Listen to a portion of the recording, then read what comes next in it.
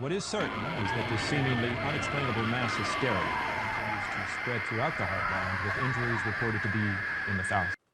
What is going on, guys? This is ATC, and today I'm bringing you another Battlefield 3 gameplay commentary. And I haven't done one of these in a while, so I thought the one I'm going to do today, I'm going to be touching up on a matter that quite a few people don't exactly like, for the simple reason they like to argue on which one they prefer. But I'm one of the people who I like both games, but I do have a favourite game, but I'm going to get to that at the end of it. So basically in this video I'm just going to name some key points and I'm going to state which one I personally think is the best. Not what is the best, what I just think is the best. So I hope nobody thinks that I'm trying to bash Call of Duty or I'm trying to bash Battlefield, because I'm not. I'm just touching up on something that I've also wanted to do for a while, and I've got so many commentaries that I've been meaning to do, but I just don't really get the time. So, now I've got the chance, I'm gonna get down to it. So let's jump straight in here and we're gonna talk about the gameplay.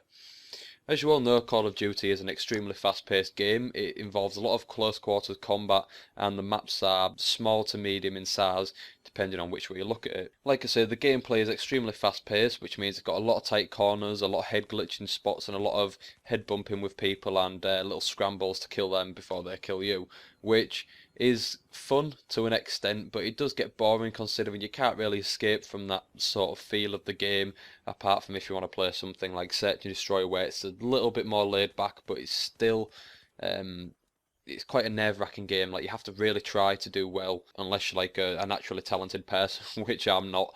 The only reason I'm fairly okay at Call of Duty is because I've been playing them for too long now, and considering I'm only 18 years old, I've played far too many Call of Duties, but that's not the point.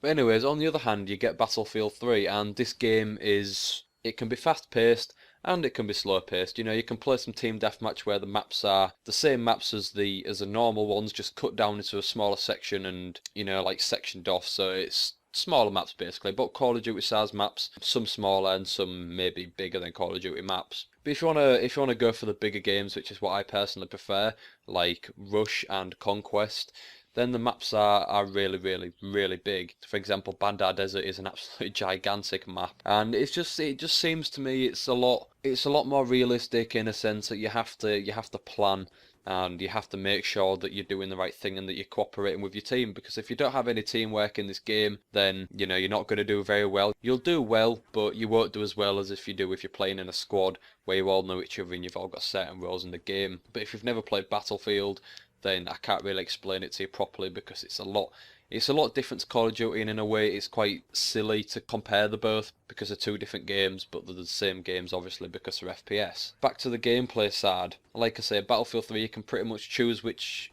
way you like it to be, and if you want like a big map that's fast paced, then you can always play Rush, which is where if you're on the attacking team, you'll attack two MCOM stations like Sabotage, for example, where you plant the bombs and then they get destroyed, and once them two bombs have been destroyed, then you proceed on to the next two, and this goes on for averaging from about 4 to 6 or 7 maybe, so 6 or 7 rounds, so you're constantly pushing up and you're constantly fighting, so that involves a lot of fast-paced action, but the maps are big and you get the vehicles unlike you're doing team deathmatch. So I'm going to have to give the gameplay side of it to Battlefield 3, just for its flexibility and the ability to do as you feel, whatever gaming mood, you pretty much feed what you're feeling. So now I've got that out of the way, I'd like to go on to teamwork. As you all already know, the teamwork in Black Ops 2 is quite bad. There's lack of communication. The only way you're going to get good communication and good teamwork is if you go in with a party. And when you do go in with a party, it can be an extremely fun game because you can pretty much dominate 80% of the randoms that you do come across, because you've got the main thing in first person shooters that helps the most, and that's teamwork. I've always believed that a really bad team of players who have partied up will always be a team of fairly good randoms, for the simple reason they can call out and they can just basically notify people where somebody is, and it just makes the game a whole lot easier when you know what's going on, other than just playing with a bunch of randoms who are just all going for one thing, and that's the kills, which is sort of the next thing. A lot of people in Call of Duty don't like to play the objective. I'm not one of them people. I love playing the objective, and if you ask anybody that I play with, I'm always like going for the bomb, and I usually end up with a negative KD or just over positive when I'm playing mostly objective-based games such as Demolition, because I always go for the bombs, I always go for the plants and the diffusers, and this is something that people don't like to do. People like to get high kills and they don't bother about the objectives. So I can obviously get less kills than somebody who's got maybe 50 kills. I'll only have 20 kills, but I'll have, like, say 5 plants and 3 diffusers, and I'll be higher than them in the leaderboard because I've gone for the objective. And it's a lot more rewarding when you win a game than losing it with a high KD. Now in Battlefield 3, the teamwork is surprisingly good. You do get a lot of people on the microphones, trying to help each other out and communicating with each other. Battlefield 3 is a game where, unlike Call of Duty, if you're going on your own random, then it's most people are playing random anyways. But on Battlefield 3, if you're a random and you go against a clan, then you're going to get absolutely destroyed, because once again they can do call-outs, and they'll have a set team where in the team they'll have somebody who's played recon who can spot the enemies and plant surflams, so that tracks down enemy vehicles. So the engineer can lock onto the vehicles and take them down with a javelin and repair the vehicles. And you've got the support guy who's going to give bullets, and he's got a light machine gun, so he's going to pin down with fire. And then you've got Assault, who can revive people and give medipacks out.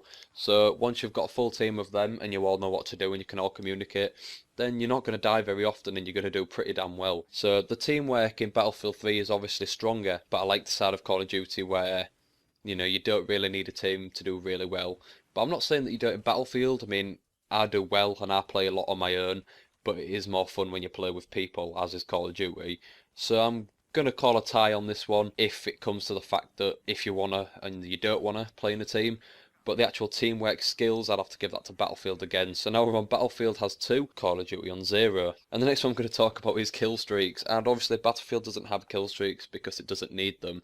You've got vehicles, you've got tanks, helicopters, jets, jeeps, quads, AC-130s, and you don't really need the kill streaks, but you do have to wait a long time to get in the good vehicles like jets and stuff, because people tend to just get into them and fly about, and then once they die they'll camp at the spawn and then they'll wait for it to happen again. But on Call of Duty I'm gonna have to give it to this, because you get the kill streaks and it's extremely rewarding for your effort when you get a good amount of kills without dying, or a good amount of objective captures, plants, etc.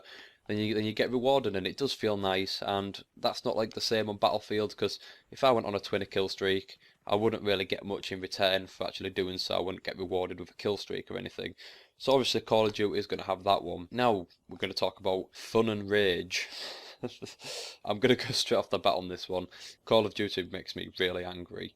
When I'm having a good day, I'll really enjoy it, but when I'm having a bad day, I just tend to stay away from Call of Duty because it makes a bad day worse, to say the least. It gets incredibly frustrating when you're dealing with lag compensation and stuff like that. It's just a frustrating game because it's so fast paced and it's so high octane. And it's just, I can't really explain it. It's just a really angry game. But with Battlefield 3, it's always fun. There are times when you do get a little bit ticked off, but a lot of the time I do bad. It doesn't bother me. I've still had a fun game, whether I've done like 20 kills, 0 deaths, then 5 kills and 20 deaths. I have fun a lot of the time. But on Call of Duty, when you're having fun, you have a lot of fun, especially when you're playing with your friends. So I'm going to tie this one. I'm going to say it's a tie because they're both fun games and you can get angry at both. Obviously more at Call of Duty. Call of Duty, when it's fun, it's really, really, really fun. And Battlefield does have some dry patches of fun because the maps are really big, and because it's only on a console, the teams aren't as big as they are on PC.